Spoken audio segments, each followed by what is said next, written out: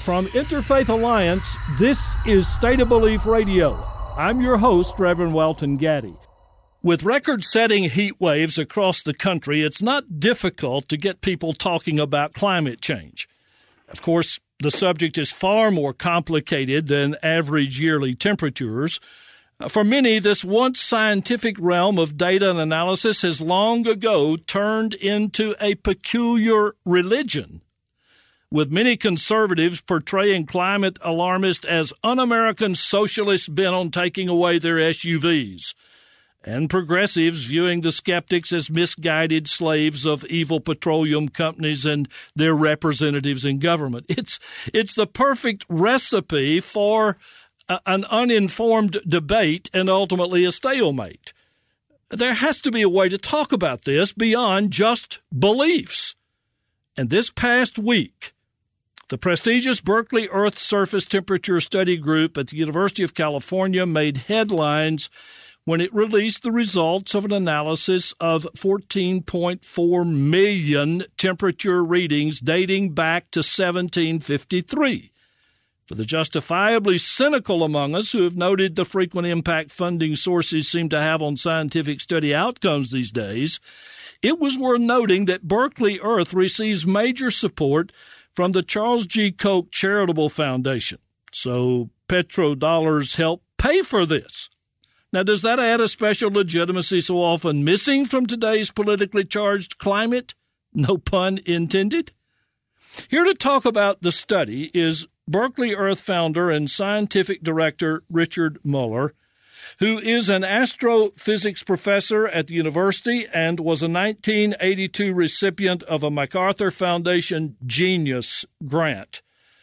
Dr. Muller also has just published a book, Energy for Future Presidents.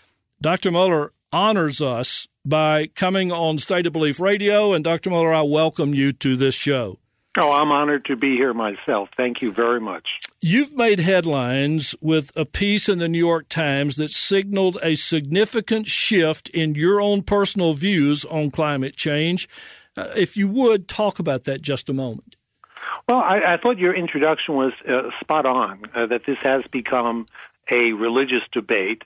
And we staked out the center territory. We wanted to do just science, not have an opinion, not have a policy perspective, but simply let's get back to the basics.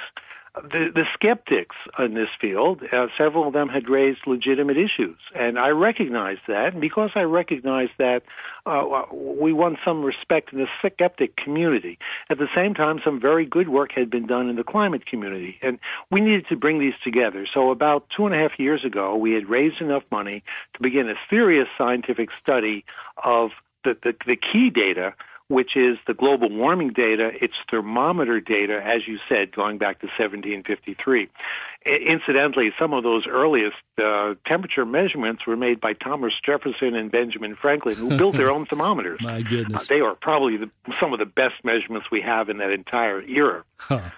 Goodness. So we began the study, and it was difficult because the issues raised by the skeptics were legitimate and they were difficult. Many of the thermometers were low quality. There had been adjustments of the data, so we had to go back to the raw data to look at that. There had been potential biases from the fact that the previous groups had never used more than about 20% of the known temperature stations. There were issues of whether urban heating, which is not due to the greenhouse effect, were biasing these results. So we had to look at each one of those with great care. It was a lot of work. We had a young scientist named Robert Rohde who was absolutely stupendous in this effort.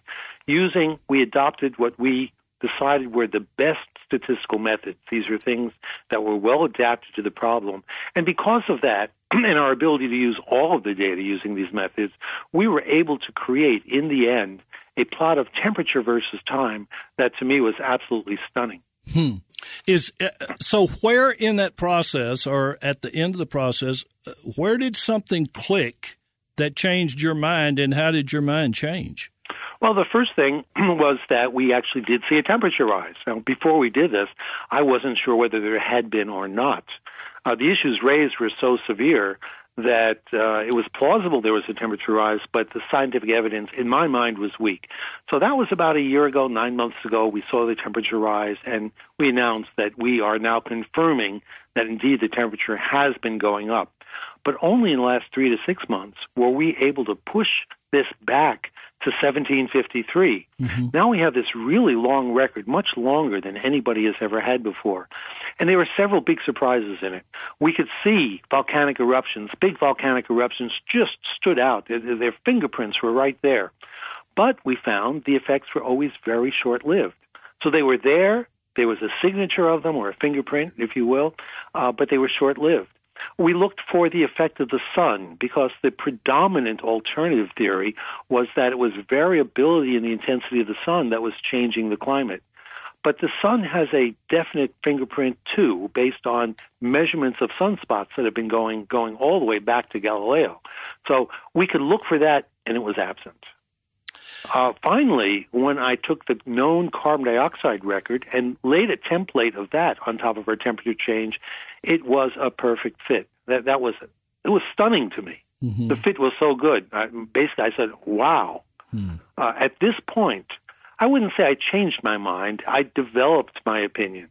Prior to that, I wasn't sure, didn't know what it was. People called me a skeptic because I didn't sign on to the position that it's all settled. Former Vice President Al Gore had said a long time ago, the science is all settled. It's just a matter, the only opponents now are people who are opposed to science. Well, that was ridiculous. So what really happened was my opinion formed, and it formed in a way I didn't expect that we would be able to so clearly distinguish the solar, the volcanic, and the carbon dioxide, but we could. And based on that, we have 5 papers that we've put online. We have all of our computer programs online, and I came out with a explanation for the layman that in both my op-ed and in my new book. I want to talk just a second about consequences and new concerns. From your perspective, what are the really profound concerns raised by the findings of the Berkeley Earth team? Well, the temperature rise so far has been quite small. Averaged over the oceans, it's less than 1 degree Celsius, 2/3 of a degree Celsius, less than 1 degree, a little bit over 1 degree Fahrenheit. So it's been very small, and most of the things that people ascribe to global warming cannot be ascribed to this small change. But because it tracks the carbon dioxide, and because we know the carbon dioxide in the future is going up rapidly, mostly because of emissions from the developing world, China and India, not from the U.S. Our emissions have actually been going down. Because of this, we can now project that the temperature of the Earth will rise. It will rise as rapidly as the developing world's economy develops, unless we can get them to switch away from coal to something that's less polluting. Dr. Muller, as a minister, I understand why so many people approach something as big as global climate change from a position of faith. I don't, on the other hand, understand why the more conservative the faith, the more resistance to the findings of science and the projections of climate change. But I wonder what it's like for you as a scientist to watch the debate get so muddied by competing agendas and accusations of dishonesty. And I guess I should first ask, is it strange to you that the issue itself is even a source of public debate outside the scientific community? Well, that's because the issue is so important. It really is important to the future of the world, to the future of our economy, to our children, what happens here. I project that if we do nothing, that within the next 20 years, humans will be subjected to conditions that Homo sapiens have never experienced before. So I am concerned about that, and I think that's why there's so much interest. But yes, I do believe that this approach of argument and extreme argument, that one of the terrible losses in this is a loss of faith in science. That people see scientists and they think that they are spinning the data, and many of them are. And as a result, people have lost much of their trust in science, and that's really bad. Part of what we are trying to do is by being totally objective and non-political to help restore this trust in science. Oh, boy. Dr. Richard Muller is the founder and scientific director of the Berkeley Earth Surface Temperature Study Group at the University of California. He made headlines this past week when he publicly moved from climate change skeptic to affirming this as a real human-influenced concern. And Dr. Muller, I have to say, I'm looking forward to seeing your new book just out, Energy for Future Presidents. I don't know how it happened, but you're not only a genius at science, you're a very good communicator to those of us who aren't scientists, and I appreciate that very much. I hope we can get you back to talk about your book. Oh, I'd love to come back. I really enjoy your program. The thoughtfulness that you put into this is something that honors me. Thank you very much. Dr. Muller, thanks so much for being with us on State of Belief Radio. It was really a pleasure.